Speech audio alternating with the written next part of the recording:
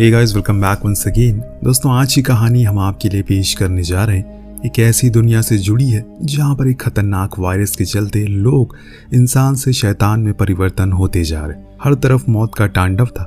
ऐसे में एक बहादुर महिला रोज मौत को इस खेल को मात देकर खुद को किसी तरह से जिंदा रखने में कामयाब थी, लेकिन न जाने क्यों इस जगह को छोड़ना नहीं चाहती। अब इसके पीछे क्या वजह थी और क्या वो खुद को आखिर कब तक बचा पाएगी, आइए जानते हैं हमारे आज की वीडियो में।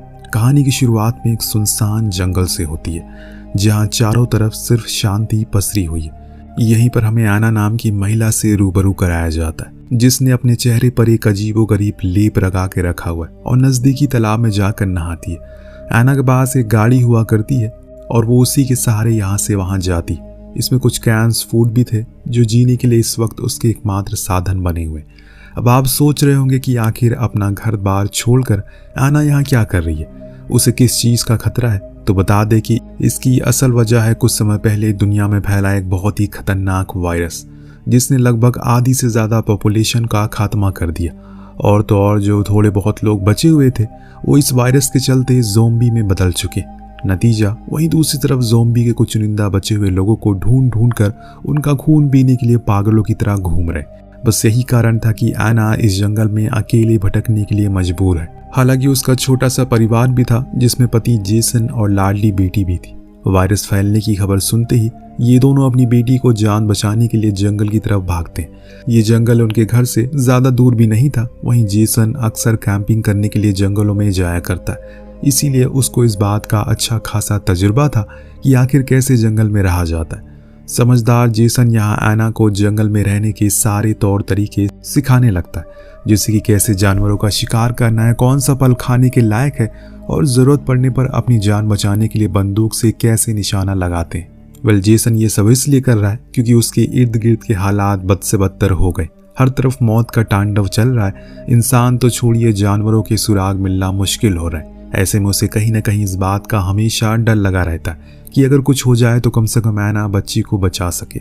अब अगले रोज बदकिस्मती से उनकी बेटी की तबीयत खराब हो जाती है। जेसन नजदीकी घर से उसके लिए कुछ दवाइयां और खाने का सामान लेने के लिए जाता है। दूसरी तरफ एना अपनी बेटी के पास रहकर उसका इंतजार करती है, लेकिन पूरा दिन और रात गुजर जाने के बावजूद भी जेसन वापस नहीं लौटता। अब एना को उसकी चिंता सताने लगी थी। ऐसे में वो खुद बेटी को कार में लॉक करके पति को ढूंढने के लिए अकेले निकल पड़ती है। थोड़ी दूर पहुंचती है कि उसे जेसन की लाश मिलती है, जो देखकर तो उसकी रूह कांप जाती है। जेसन के हाथों में अपनी बेटी के लिए दवाइयां और खाने के कुछ सामान थे। उसे देखकर वो अपने आंसू रोक नहीं पाती, क्योंकि आखिरी वक्त तक भी वो अपने परिवार के बारे में ही सोच रहा था। उन चीजों को एना अपने पास रखकर नम आंखों के साथ पति को अंतिम संस्कार करती। और फिर एक ऐसा दुर्भाग्यपूर्ण दिन आता है। अब उसके पास जरूरत की हर चीज खत्म होने की कगार पर है। अब उसे खुद ही खाने की व्यवस्था करनी है, इसीलिए वो खाने की तलाश में अपनी बेटी को गाड़ी में ही छोड़कर वहां से निकल जाती है। जिसके बाद कहानी अतीत के चक्रव्यूह से निकलकर प्रेजेंट में आती और हम वहीं पहुंच जाते हैं जहां पर इसकी शुरुआत हुई थी। यहाँ एना जंगलों में जानवरों के मल को इकट्ठा कर रही है। वह पेड़ों को खोदकर उस कीड़े खाने के लिए निकाल रही है। साथ ही साथ उसके हाथों में एक किताब भी होती है जिसमें दुनिया भर के लगभग सभी पेड़ पौधों की जानकारी थी। और तो और कुछ छोटे मोटे जानवरों को पकड़ने के लिए जाल भी बिछाती है। अब वो पेड़ से लाल बेरी तोड़कर खाने लगती है, लेकिन उन्हें खाती उसे जोरदार उल्टियों का सामना करना पड़ता। शायद ये जहरीला था, जिसका अंदाजा एना लगा नहीं पाई।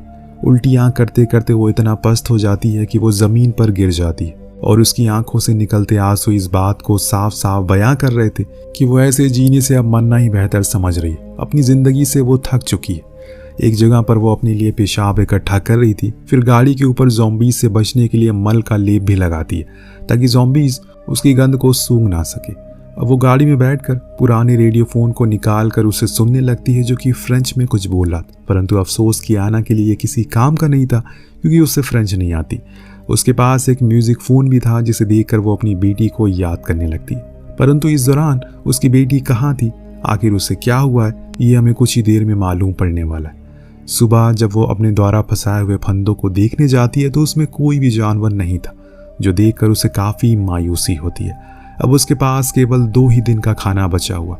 ऐसे में एना को अब कुछ भी करके अगल बगल के घरों में खाने की तलाश में जाना पड़ेगा, लेकिन वहाँ सबसे बड़ा खतरा था ज़ॉम्बीज़। इसीलिए वहां जाने से पहले एना अपने शरीर को हल्का सा काटती है और वहां से निकल रहे खून को एक गिलास में डाल देती है। फिर खुद के शरीर में जानवरों के मल का लेप लगाती है, हाथों में बंदूक को थाम कर निकल पड़ती है। लेकिन इस बीच उसके मन में एक ही चीज चल रही थी, वो कम से कम अपनी बंदूक का इस्तेमाल कर, क्योंकि उसके पास गिन चुन कर अब सिर्फ 4 गोलियां ही बची है। वो एक नज़दीकी घर पर जाती है और उसके फ्रेंच पर पहुंचकर अपनी म्यूजिक फ़ोन को उसमें टांग कर उस पर खून का छिड़काव कर देती है, ताकि ज़ॉम्बीज़ को इस तरफ आकर्षित करवा कर पीछे के रास्ते से खाने की चीज़ को चुरा कर भाग जाए। वेलाना का ये प्लान काम भी कर जाता है। वो अपने लिए अच्छा खासा खाना जुटा भी लेती है, लेकिन वहाँ से वापस आते वक्त गलती से उसके पैर से डस्टबिन की ठोकर लग जाती है, जिसकी आवाज़ सुनकर ज़ॉम्बी उसकी ही तरफ खींचे चले आते। अब एना अपनी जान बचाने के लिए तेज़ी से भागती है, जिस दौरान फ्रेंच में फंसने की वजह से उसके पेट में चोट लग जाती है। नतीजा खून गिरने लगता है, जिसकी गंध पाकर ज़ॉम्बी भी अब तेज़ी से उसके पीछे आने लगे थे। अब इसी भागा दौड़ी में एना के बीच से आधे से ज़्यादा फूड गैंग वहीं गिर जाता है। खुद की जान बचाने के लिए वो फौरन पेशाब से भरी बाल्टी गिरा लेती है, जिससे ज़ॉम्बीज़ भ्रमित हो जाते और वो एक जगह पर बैठकर पहले अपने घाव की मरहम पट्टी करती है, फिर वहाँ से निकलने लगती है। जब कार में पहुंचने पर वो अपना बैग खोल कर देखती है तो उसमें सिर्फ 2 ही फूड कैन बचे थे, बाकी तो रोड पर ही गिर गए। इसीलिए वो दोबारा उन्हें उठाने के लिए जाती है और तभी रोड क्रॉस करते वक्त वहाँ उसे एक घायल आदमी और उसकी बेटी मिलती है, जिसमें लड़की का नाम ओलिविया और आदमी का नाम क्रिस था। क्रिस के सर में गहरी चोट लगी थी, जिसके कारण वो बेहोश पड़ा हुआ था। पहले तो इन्हें देख एना को लगता है कि ये इन्फेक्टेड है, लेकिन सारी जांच पड़ताल करने के बाद उसे यकीन होता है कि वो अभी ठीक है। वो उन्हें अपने कैंप में लेकर आती है। अभी तक एना को लग रहा है कि ये शख्स उसका पिता है, लेकिन यहाँ ओलिविया उसे बताती है कि क्रिस उसके सौतेले पिता है। साथ ही साथ वो ये भी बताती है कि क्रिस और उसकी माँ काफ़ी सालों से एक दूसरे के साथ लिविंग में रह रहे थे। उन्होंने कुछ महीने पहले शादी का प्लान किया, लेकिन इस खतरनाक वायरस के चक्कर में सब कुछ बर्बाद हो गया। अब एना उससे कहती है कि अगर तुम चाहो तो मेरे साथ कार में सो सकती हो, मगर ओलिविया यहाँ टेंट में क्रिस के साथ ही रहना चाहती है। सुबह उठकर वो थोड़े बहुत और बातें करते हैं, जहाँ पर एना को मालूम पड़ता है कि ये लोग साउथ से आ रहे हैं और नॉर्थ की तरफ जा रहे हैं। शाम होते होते क्रिस को होश आ जाता है, जो देख ओलिविया बेहद खुश होती है। यह एना क्रिस से पूछती है कि क्या तुम नॉर्थ की तरफ जा रहे हो। वो जवाब देता है कि हाँ, क्योंकि उसे लगता है कि नॉर्थ की तरफ शायद वो वायरस नहीं पहुंचा होगा और वहाँ सब कुछ सही होगा। फिर क्रिस कैंप के आसपास की जगह को एक बार निहारते हुए एना से बोलता है कि यहाँ तो तुमने रहने की अच्छी व्यवस्था कर रखी है, इसीलिए तो तुम्हारी कोई भी जान ले सकता है। फिर अगला सवाल करता है कि क्या तुम्हारी गाड़ी का टैंक फुल है, जिस पर एना ना में जवाब देती है। अब क्रिस की ऐसी बातें सुनकर एना को थोड़ी सी घबराहट होने लगती है। उसे डर था कि कहीं उसने क्रिस की जान बचाकर कोई गलती तो नहीं कर दी। मन ही मन ये बात अंदर ही अंदर उसे खाए जा रही है, कहीं ये दोनों मिलकर उसे इन चीज़ों को हड़प ना ले। तभी क्रिस कहता है कि मुसीबत के इस समय शायद ही कोई किसी की मदद करे, लेकिन तुमने मेरी मदद की, इसीलिए मैं हमेशा तुम्हारा शुक्रगुजार रहूँगा। ये एहसान कभी नहीं भूलूंगा। फिर वो उसे बताता है कि मेरी पत्नी भी इस वायरस की चपेट में आ गई, जिसके कारण मुझे उसे एक कमरे में बंद करके रखना पड़ा। उसकी चीख बहुत ही दूर दूर तक सुनाई देती थी।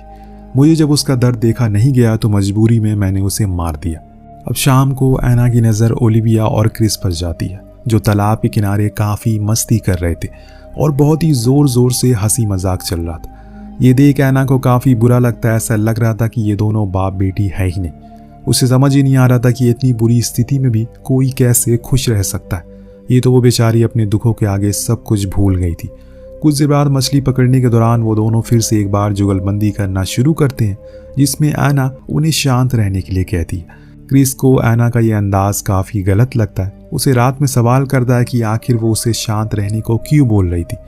तो एना कहती है कि यहाँ सबकी ज़िंदगी कितनी दुख भरी गुजर रही है। तुमने कल ही बताया कि कैसे तुमने अपनी पत्नी को मार दिया। अब देखो, उन सब चीज़ों को भूल कर तुम ऐसे घूम रहे हो जैसे कि किसी पिकनिक पर आए हो। मुझे ये बिल्कुल बर्दाश्त नहीं है, क्योंकि मैं इन सब चीज़ों से गुजरी हुई हूँ।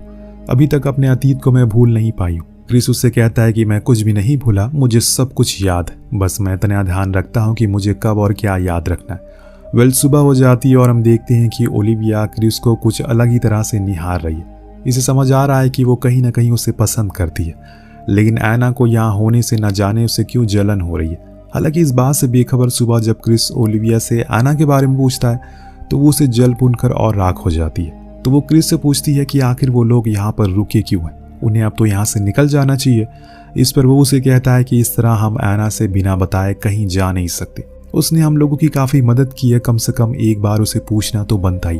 बेचारी यहाँ इतनी अकेली जो पड़ गई है, ये सुनकर तो ओलिविया को और बुरा लगता है। वही रात में हम देखते हैं कि क्रिस एना द्वारा दिए गए कैन फूड में से कुछ न कुछ थोड़ा बहुत बचा कर इकट्ठा कर रहा है। ये देख वो उससे पूछती है कि आखिर तुम ये खाना क्यों बचा रहे हो। वो बताता है कि मुझे ये सब कुछ आगे के सफ़र में काम देगा। तो एना उसे 2-4 और कैन रखने के लिए बोलती है, मगर क्रिस इसके लिए साफ मना कर देता है, क्योंकि वो अच्छे से जानता है कि एना को यहाँ खाने की कितनी ज़रूरत पड़ने वाली है। वो इस तरह उसे भूखा मारने के लिए भी नहीं छोड़ सकता। हाँ, अगर एना भी उसके साथ चलने के लिए तैयार है तो शायद वो कुछ सोचता है। उसकी ये बातें एना को काफ़ी अच्छी लगती और धीरे धीरे उसकी तरफ वो खिंच रही थी, परंतु वो क्रिस के साथ चलने के लिए मना कर देती, क्योंकि ये जगह सिर्फ एक जगह नहीं बल्कि उसकी यादें हैं, जहाँ पर उसने अपनी पति और बेटी का एहसास होता है। बाकी जिस भी दिशा जाने के लिए वो कह रहा है, न जाने वहाँ कुछ है भी या फिर नहीं। क्या पता वहाँ मौत उनका इंतजार कर रही है। इससे अच्छा तो यही जगह कम से कम वो जिंदा तो बचे हैं। धीरे धीरे करके समय बीतता और हम देखते हैं कि एना, ओलिविया और क्रिस में काफ़ी घुल मिल गए। यहाँ तक कि अब जो उन दोनों की नज़दीकियाँ ओलिविया से देखी नहीं जा रही थी, इसके चलते आखिर एक दिन क्रिस से पूछ बैठी कि एना उसकी माँ की तरह लगती है, इसीलिए वो उसे अपने साथ रखता है। तो इस पर क्रिस उसे प्यार से समझाता है कि वो महिला यहाँ पर काफ़ी दिनों से अकेली है। उसने बहुत ही बुरे वक्त देखे हैं अतीत में, अगर हम उसे अपने साथ रखेंगे तो कम से कम उसका ख्याल तो रख सकेंगे, इसके बदले वो हम लोग को भी देख रेख करेगी। वहीं कुछ देर बाद ओलिविया जब एना के साथ थोड़ा बहुत वक्त गुजार रही थी तो उसे अपने बारे में बताते हुए अपनी बेटी को याद करने लगती। अब यहाँ से कहानी अतीत में जाती है और हमें मालूम पड़ता है कि एक रोज़ जब खाने के इंतज़ाम के लिए एना अपनी बेटी को कार में छोड़कर एक घर आई तो वहाँ उसका सामना एक ज़ॉम्बी महिला से होता है, जिसे देखते ही वो सीधा उसे गोली मारती है और उसके खून के छींटे आकर उसके कपड़े पर लग जाते। इस बात से अनजान जब एना वहाँ से वापस अपनी बेटी के पास आती है तो उसे रोता हुआ देखती है। जल्दी जल्दी में बिना कपड़े चेंज किए उसने अपनी बेटी को सीने से लगा लिया, लेकिन इसी चक्कर में एना के कपड़ों में लगा हुआ ज़ॉम्बी का वो खून उसकी बेटी के ऊपर लग जाता और वो इन्फेक्टेड हो जाती है। वेल, यहीं पर कहानी एक बार फिर प्रेजेंट में आती है, जहाँ पर हम ओलिविया को देखते हैं। वो आज ठान कर बैठ गई है कि क्रिस से अपनी दिल के सारे जज्बात बयां कर देगी, लेकिन उसे क्या पता कि उसका सपना सपना ही रह जाएगा, क्योंकि जब क्रिस और एना एक साथ अकेले होते हैं तो वो उसे अपने साथ चलने के लिए मनाने के लिए उसकी गाड़ी में बैठ जाता है। फिर यहीं पर वो दोनों एक दूसरे के इतना करीब आ जाते हैं कि पूरी रात इसी गाड़ी में एक दूसरे की बाहों में बिता देते। ओलिविया जब उन्हें इस तरह साथ में देखती है तो इसका दिल धक से हो जाता है और गुस्से गुस्से में सारे खाने का सामान चोरी करके वहां से अकेले निकल जाती है। सुबह जब उनकी आंखें खुली तो क्रिस एना ने एक बार फिर अपने साथ चलने के लिए कहता है, जिस पर वो एक बार फिर से साफ साफ मना कर देती है, क्योंकि इस जगह पर उसकी जिंदगी की सबसे कीमती यादें। लेकिन क्रिस उसे बार बार चलने के लिए उसको फोर्स कर रहा था, जिस पर गुस्से में एना गाड़ी से बाहर निकलती और अचानक उसकी नज़र बाहर के नज़ारे पर पड़ती है, जिसे देखकर वो दंग रह जाती है, क्योंकि गाड़ी का ट्रंक खाली हुआ था और खाने का सारा सामान गायब था। ओलिविया भी आसपास कहीं नजर नहीं आ रही है। दोनों को ये समझते देर नहीं लगती कि कुछ तो गड़बड़ और ये काम किसका है। फिर वो उसे ढूंढने निकल जाते हैं। वहीं दूसरी तरफ जब ओलिविया जंगल के रास्ते नॉर्थ की तरफ बढ़ रही थी तो उसके सामने एक ज़ॉम्बी महिला आ जाती है, जिसे देख वो घबरा कर चिल्लाते हुए वापस भागती है। तो यहाँ क्रिस भी पहुंच जाता है, मगर मौका पाते ही वो ज़ॉम्बी महिला क्रिस पर हमला बोल देती है। इतने में वहाँ एना आ जाती है और अपनी बंदूक से उस पर निशाना लगाने की कोशिश करती है, लेकिन तभी उसे याद आता है कि वो गोलियां तो कैंप में ही भूल गई, इसीलिए अपनी बंदूक से ही ज़ॉम्बी महिला पर वार करती है। लेकिन क्रिस उसके हाथों से बंदूक छीन कर उस महिला को पीट पीट कर मार डालता है। ये कहानी एक बार फिर अतीत में चली जाती है। हम एना को उसकी बेटी के साथ देखते हैं, जिसके शरीर में अब इन्फेक्शन के लक्षण उभरने लगे। उसकी बेटी का दर्द कम होने का नाम नहीं ले रहा है। अपनी बेटी की ऐसी हालत को देखकर एना कहीं ना कहीं खुद को जिम्मेदार मानती है, क्योंकि ये सब उसकी वजह से हुआ था। काफ़ी सोच विचार करने के बाद कोई रास्ता ना मिलने पर वो अपनी बेटी के मिल्क पाउडर में एक एस्प्रेसिन की गोली मिलाकर उसे पिला देती है, जिससे उसकी वहीं मौत हो जाती है। उसने यह काम अपने करेजे पर पत्थर रखकर किया। इसके सिवा उसके पास कोई दूसरा चारा भी नहीं था।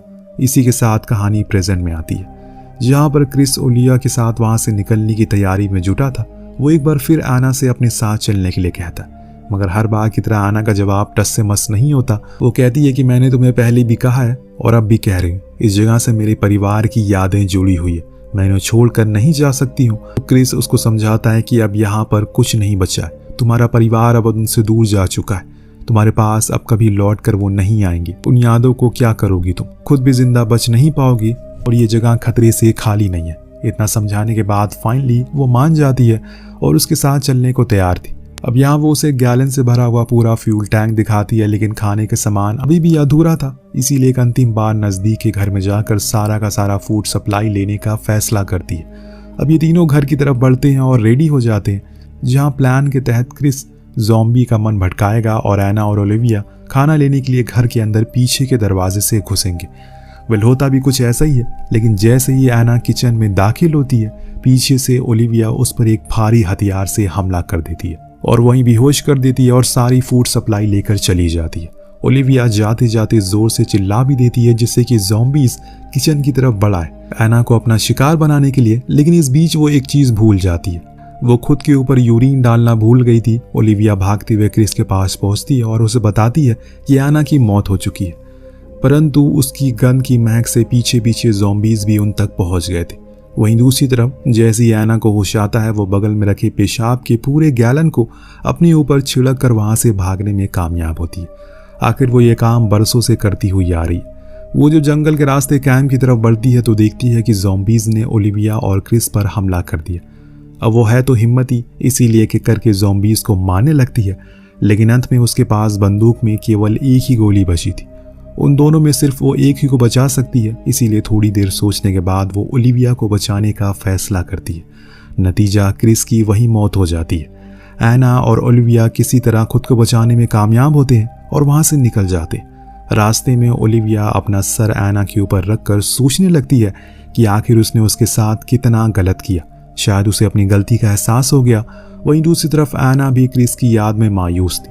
न जाने क्यों वो जिंदगी में जिन जिन लोगों को अपना समझने लगती है, ईश्वर उसे छीन लेता है और इसी दुख भरी याद में वो बहुत ही जोर से चिल्लाकर अपने दर्द को बयां करती और कहानी यहीं समाप्त हो जाती है। वेल आपको कहानी कैसे लगी हमें कमेंट करके जरूर बताएगा। मिलते हैं अगले वीडियो में। Thank you so much watching. Peace out.